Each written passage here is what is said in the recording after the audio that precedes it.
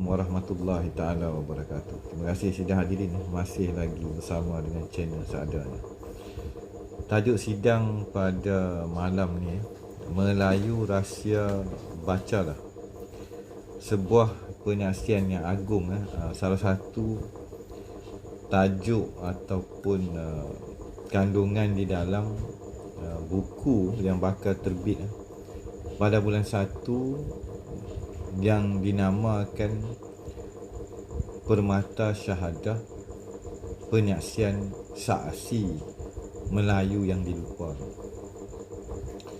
Jadi bagi memulakan sidang pada malam ini di dalam membicarakan sebuah rahsia dan juga amanah wujud di muka bumi.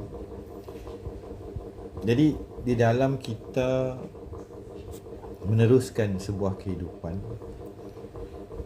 di kala ini orang kita, bangsa kita sedang mengalami suatu proses yang seperti mana Tun Mahathir kata Dalima Melayu. Masalah jati diri, tapak warisan, susu galuh, keturunan yang telah digelapkan, dihilangkan, dirobek-robekkan, cuba dipadamkan. Dan di kala ini Malaysia hendak dijadikan a multiracial country, negara multiracial. Di sebalik tirai identiti kebangsaan, secara perlahan-lahan identiti jati diri, hak dan juga nilai tanah Melayu itu yang telah dipersetujui ketika yang dikatakan perjanjian kemerdekaan. Ada perjanjian kemerdekaan, bukan lepas habis. Kita berjanji ikut macam-macam ni, hampa kena lepas. Langgar balik, dia reward balik. Ni satu lagi polemik daripada segi undang-undang. Jadi dilema kita adalah kita hilang hak, kita hilang identiti, kita tidak ada akses kepada sejarah negara kita, sejarah orang kita, sejarah sebenarnya tanah Bonda Pertiwi. Di sebalik tirai sebuah kehidupan,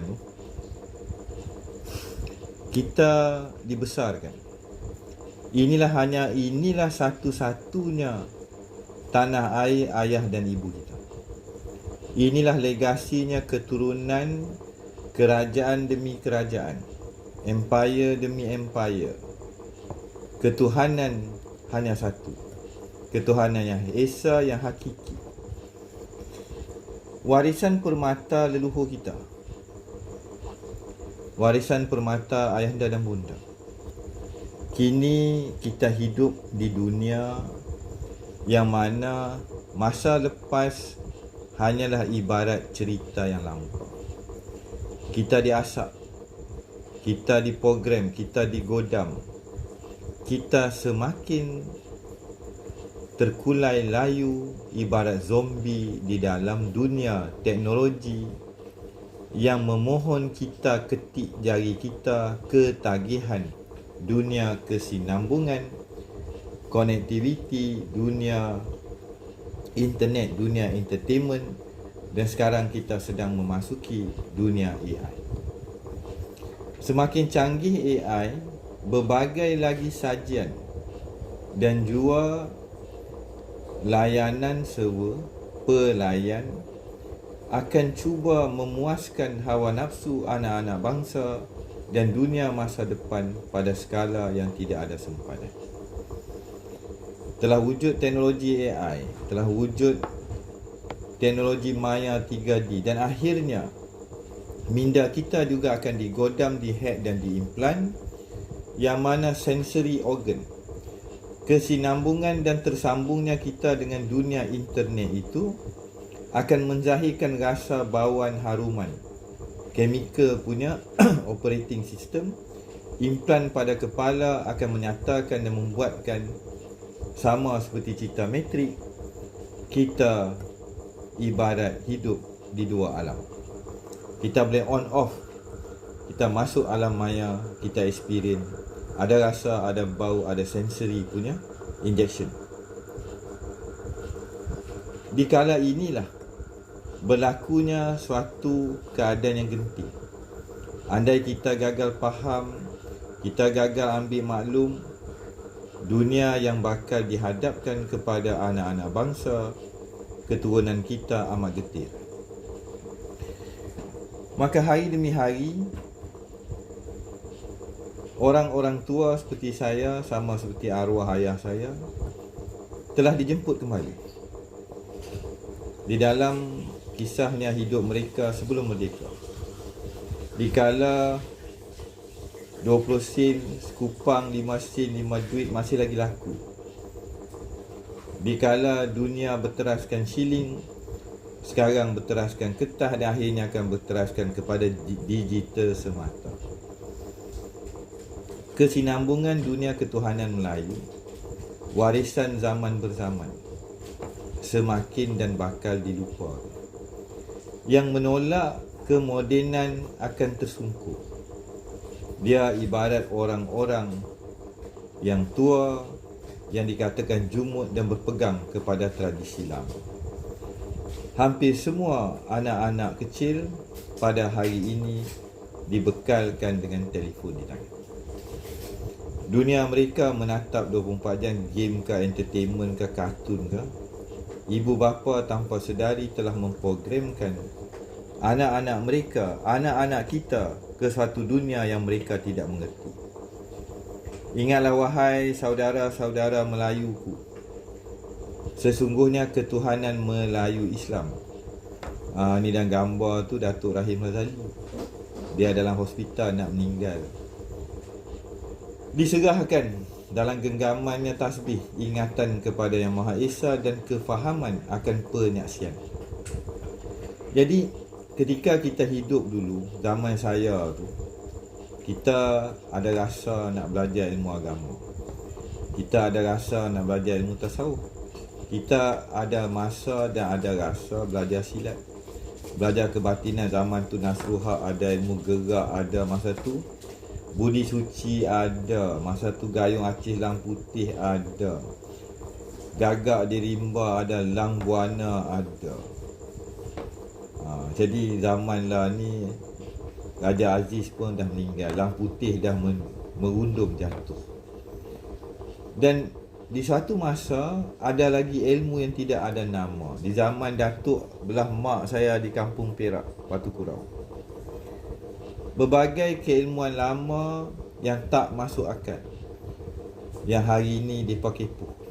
Ni selingan di awal permata syahadah penyaksian ni, kita terpaksa sembang sikit. Maka dunia dan minda, ni sembang ni jadi lama hari ni. Dunia dan minda telah berubah pada skala yang besar.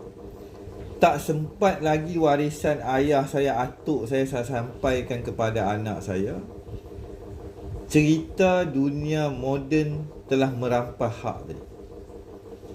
Dunia AI semakin pantas, dunia maya, dunia 3R ke, 3D ke, semua sedang bergerak amat pantas. Dan andai berlaku The Great Reset ataupun tidak berlaku, Perang Dunia Ketiga diambang beberapa tahun lagi atau akan jadi tahun depan. Wallahu alam bisawab. Adakah kita bersedia? Adakah usai daripada perangnya Dunia Ketiga, kita sudah tidak ada medan? Medan untuk orang tua macam saya untuk menyampaikan wasiat amanah keilmuan sebelum merdeka atau sebelum penjajahan membentuk dunia alah baru. Ya, nak survive waktu perang satu hal, dalam perang satu hal, yang terselamat berapa orang, contoh. Ni contoh kan. Dan bagaimanakah andai dunia ini berterusan dan AI ini mampu dilaksanakan? Sekarang ni kita diambang. Kita diambang dua keadaan. A total great reset, perang berlaku, teknologi hancur, blackout. Dunia kembali another 500 year to begin anew again. Mereka dah siap macam-macam hal. Kita orang Melayu ibarat orang yang homeless, Mak Saleh kata, yang ada kehidupan di tengah-tengah bandar, kota-kota batu ni, kita terkulai layu, tidak ada kuasa, tidak ada kekuatan. Mereka yang akan mencaturkan. Di dalam konsep baca lah, di dalam mana-mana cerita yang bakal mendatang, hanya agama. Tapi agama yang bagaimana? Hanya ketuhanan, hanya mengenali yang maha mencipta adalah jalan yang selamat. Bagaimanakah hendak kita mulakan bicara di dalam kita melihat dilema orang-orang kita? Bahasa Melayu dah jadi bahasa rojak. Bahasa rojak jadi bahasa moden. Bahasa moden ditukar, digalang ganti, dikatakan bahasa Melayu bahasa cetak rompak. Bahasa jiwa bangsa, bahasa bonda Pertiwi telah tidak dikenali. Kita sembang satu, akan datang 10 orang mendebatkan. Mereka memperdebatkan kulit, bukannya isi tadi.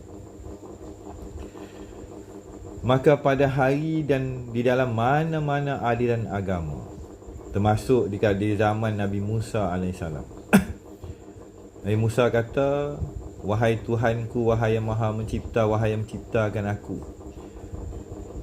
aku diperintahkan berdepan dengan Fir'aun yang menghamba abdikan bangsa aku.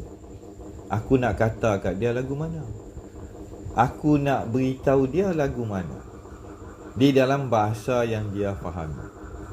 Jadi bahasa ni dia sebenarnya tak kompleks, tapi dia ada kompleksiti dia. Tetapi di dalam kita hendak melihat peralihan bahasa, kefahaman, definisi dan identiti bahasa Melayu itu sendiri, yang pernah pada satu masa dulu ibarat bahasa Inggeris ni menjadi lingua franca.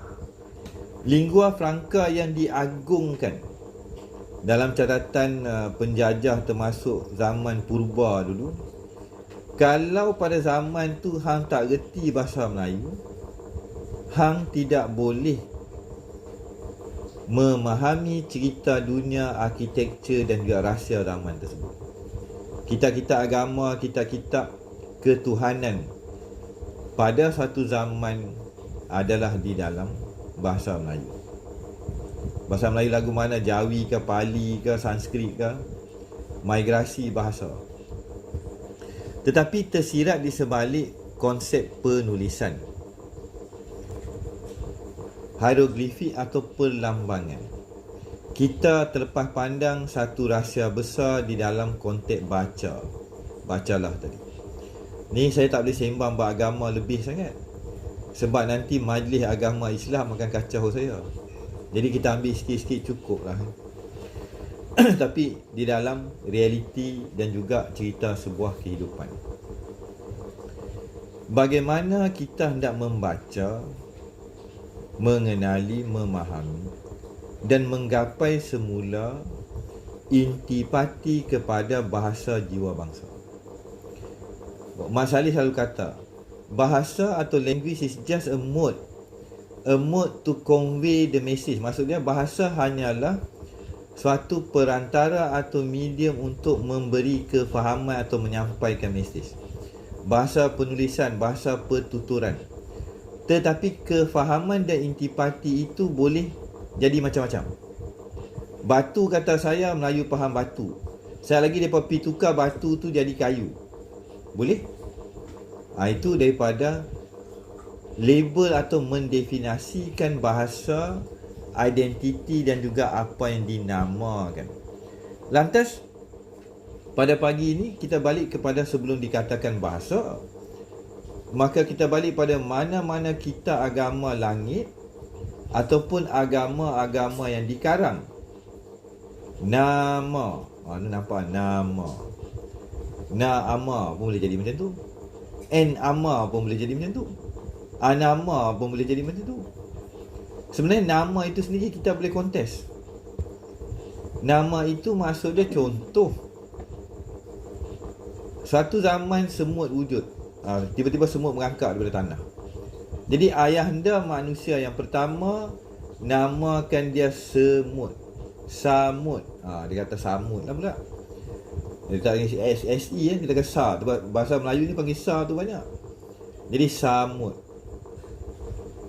Maka kekallah nama yang dipilih oleh ayah. Itu pasal bahasa ibu cerita lain, bahasa ayah cerita lain. Ayah merujuk dia kepada siapa yang menamakan barang tu dulu. Kita kata nak cari the root of the origin. Dia kata akar. Nanti pokok, nanti benih tu balik. Benih pertama atau pohon pertama yang mengeluarkan buah. Ni agak pelik sikit, cerita ni memang panjang. Katak dah mula berbunyi. Jadi suara dia lagu tu. Jadi kalau kita tanya balik nama katak ni nak berbunyi, nak hujan ni, atau dah hujan ni, siapa bagi nama katak? Mana dia moyang? Moyang menerima daripada mana? Moyang pertama atau the council of elder. Dia mesti ada salah seorang bapa atau grandfather kita yang menamakan binatang tu katak. Jadi kita pergi mana-mana negara kat muka bumi, Alaska ke, Afrika ke, Amerika ke, Amazon ke, Australia ke, mana-mana ceruk muka bumi, segala bahasa itu bila ditrace balik, dia kena pergi pada the cradle of civilization. Maksud dia tapak asal manusia berkumpul. Jadi sekarang ni dunia AI dah bersepah. Kalau kita pergi pada AI, kita input bahasa tu, kita gabungkan semua bahasa kat muka bumi. Lah kali dalam kajian saya, dia balik bahasa Melayu. Sumerian, Suryani, Anunnaki kan dikatakan tamadun Mohenjo-daro dan sebagainya itu, ianya berbalik kepada bahasa Adam, Adamic language, bahasa yang mula-mula pertama. Maka kita kena kembalilah kepada definisi dan takrif bahasa yang pertama. Jadi bahasa boleh dicakap, dijerit, dilenggang-lenggokkan, ditarikan. Silat juga adalah satu bahasa kepada alam. Ni lagi orang Melayu pening sekali. Tok Fauzi sembang kari lagu mana pula ni? Silat sebenarnya ada rahsia. Silat Melayu adalah berinteraksi dan bercakap dengan alam. Ni kejap lagi guru silat condemn lah saya. Ni hang cerita lagu mana, siapa aja, ada lah orang lama aja saya kan. Nampak? Jadi itu satu lagi cerita bonus lah pada sidang ni, saya pun dah terlepas. Jadi di dalam kita hidup ni, macam saya kata dunia nak perang dunia ketiga, dunia nak berkalih jadi tak jadi ke, dunia hancur, kita merangkak balik daripada runtuhan dunia yang telah hancur ni, bangka depa ke, macam mana depa bersiap sedia, sisa-sisa yang hidup bakal meneruskan kehidupan. Di sebalik semua tirai itu, lah ni ketika ni pada malam ni, apakah yang paling penting sidang pendengar? Yang paling penting adalah realiti atau warkah surat kepada. Apakah amanah ketuhanan, amanah agama, pengenalan kepada Yang Maha Mencipta yang bisa kita kembalikan kepada anak kita dan anak-anak bangsa kita.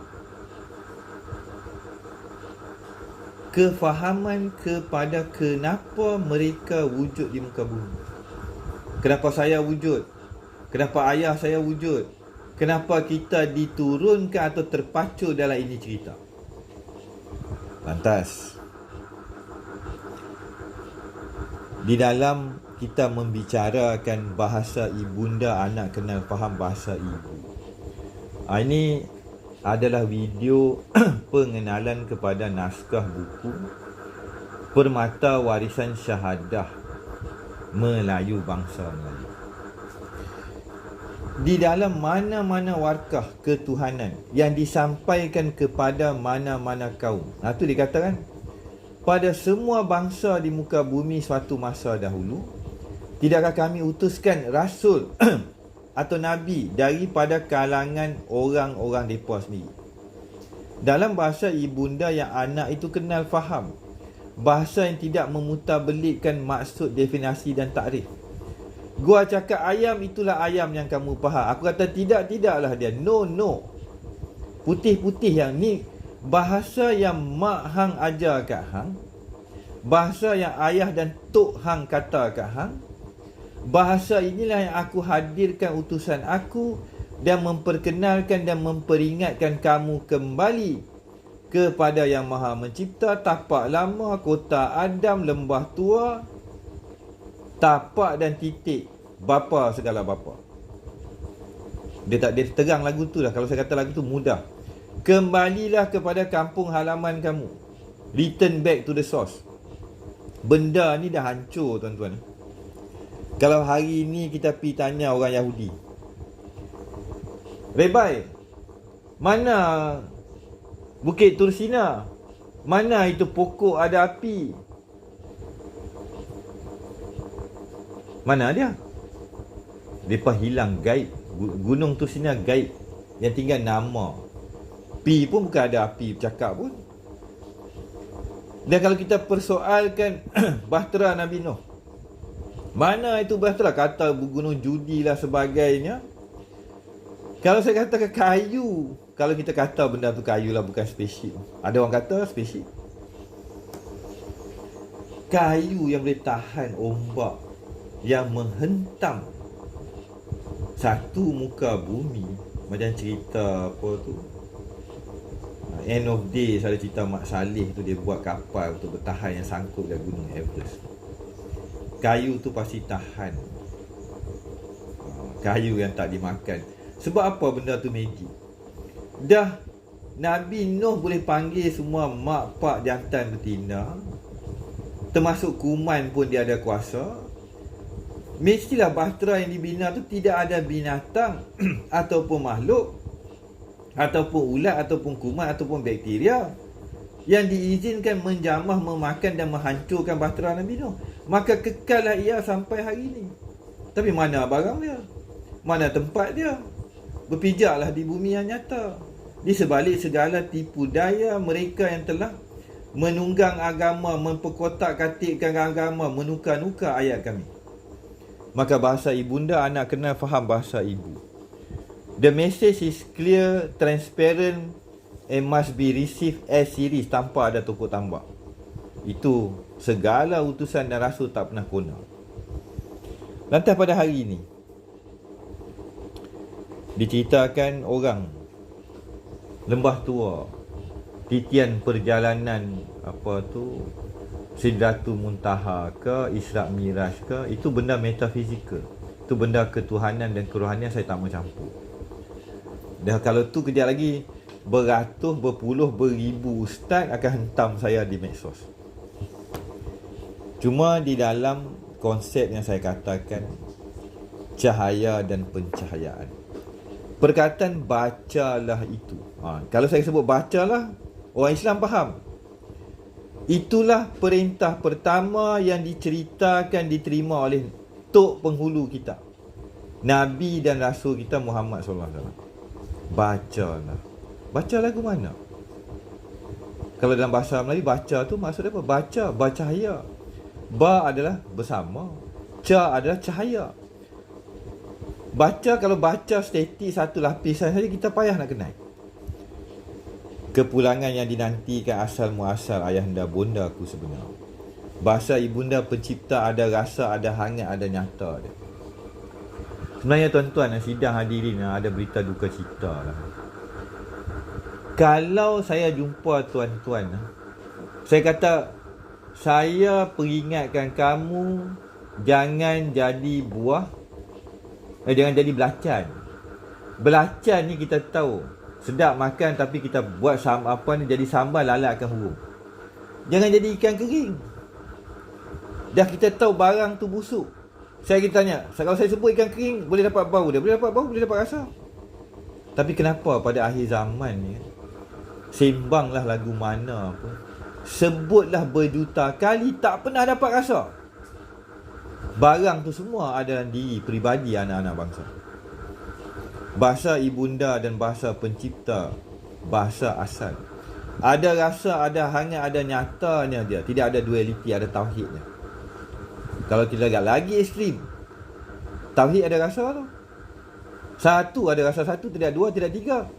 Tapi nak merasakan satu tu, Macam-macam hal.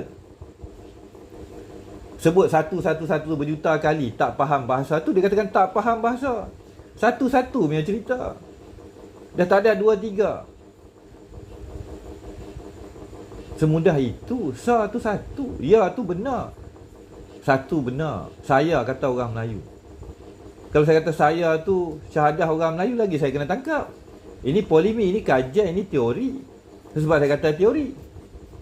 Tapi itu bahasa kita. Lagi kita berdebat. Sedangkan daripada konteks segala bahasa tadi adalah untuk manusia faham. Ini cerita tauhid, ini cerita keluarga Adam. Ini menanti kepulangan di wilayahku gelanggang Tuhan. Jadi saya minta ampun, minta maaf, ada banyak barang saya terlepas pada malam ni. Bahasa ketuhanan, bahasa penciptaan. Pencarian anak-anak Melayu ayahanda Adam sesat di rimba belantara dunia. Ini semua gambar ni saya paparkan sebagai sebahagian daripada teori pembentangan, argumentasi, perbahasan kenyataan saya supaya Melayu membaca kembali, memahami bersama dengan cahaya. Hanya di dalam cahaya kita akan faham benda ni. Bacalah wahai Melayu. Jadi konsep, maksud baca bersama dengan cahaya, bercahayalah kamu di dalam menjadi saksi penyaksian sebuah cerita di jagat raya. Jadi macam-macam lah ada dalam buku tu kan. InsyaAllah Permata Warisan Syahadah Melayu yang Gaib ni sepatutnya keluar 12 bulan 12. Tapi disebabkan ada banyak data lain, saya akan keluarkan pada 1 hari bulan 1 2024. Kita bakal bertemu kembali dalam babak berikutnya. Maka insyaAllah kita kembali kepada awal sidang hidup. Melayu rahsia bacalah, sebuah penyaksian yang agung. Permata Syahadah penyaksian seaksi Melayu yang dilupakan. Sebagai preview, satu aksi saja, satu gerak saja, yang kemudiannya menjadi ripple effect, menjadi macam-macam warna. Warnanya putih menjadi macam-macam warna kelabu asap, dicampur adukkan. Semuanya bergetar, bergerak, bertari di dalam gelanggang tauhid sejati. Di segenap dimensi ruang waktu, pencahayaan, penyaksian, pengalaman, rahsia dan sebagainya. Maka dikala dunia bakal berantakan, dikala dunia AI mungkin ambil alih lepas Perang Dunia Ketiga, atau ketika Perang Dunia Ketiga ni total AI domination of the world, dunia bakal menjadi dunia robotik. Robot mungkin mengambil alih dunia. Senjata kita adalah senjata tauhid. Andai nyawa kita pendek, memang pendek pun nyawa kita, apakah bingkisan, wasiat, tangkai, jangan bagi tangkai kebal tuan-tuan. Apakah wasiat, tangkai, selempang, keris atau pedang yang perlu kita bekalkan kepada anak bangsa kita dan anak-anak kita dan saudara mara kita? Kembalilah kepada gelanggang yang satu. Di dalam hendak memahami yang satu dan segala warkah dan penulisan tadi, nak baca lagu mana, ketepatan ada di dalam bahasa ibunda, bahasa mak kita. Kita faham. Ada rasa, ada bau, ada susu yang menghidupkan, ada tangan yang membelai, terasa, dipegang, ada terasa nyata senyata-nyatanya.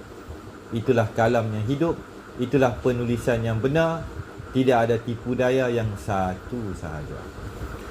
Jadi sekali lagi disclaimer, atas dasar-dasar bukan keselamatan lah. Saya punya TikTok ni pun dipantau. Banyak agensi international pantau kot, wallahualam. Dan kita pun tahu cerita ejen-ejen yang sepah. Tujuannya tetap satu, tidak lari daripada gelanggang apa yang dibawa oleh baginda Nabi Muhammad SAW. Tidak lari daripada amanah dan perintah langsung daripada Tuhan yang satu saja. Tidak dua, tidak tiga. Hanya daripada Dia yang satu dan esa tadi. Kita bakal bersambung. Rahsia bacalah bersama cahaya, bercahayalah. Kalau tak ada cahaya kita buta. Tak ada deria, deria itu pun rasa, rasa itu pun cahaya. Di dalam gelanggang tari cahaya, cahaya mana menjadi pilihan kita? Bersama dengan cahaya, bersama dengan api, bersama dengan jin pakai toncit, mambang tanah ke? Kita Piramli tuan-tuan. InsyaAllah. Salam kasih sayang daripada Majlis Bonda Peti. Wabillahi taufiq wal hidayah. Assalamualaikum warahmatullahi taala wabarakatuh.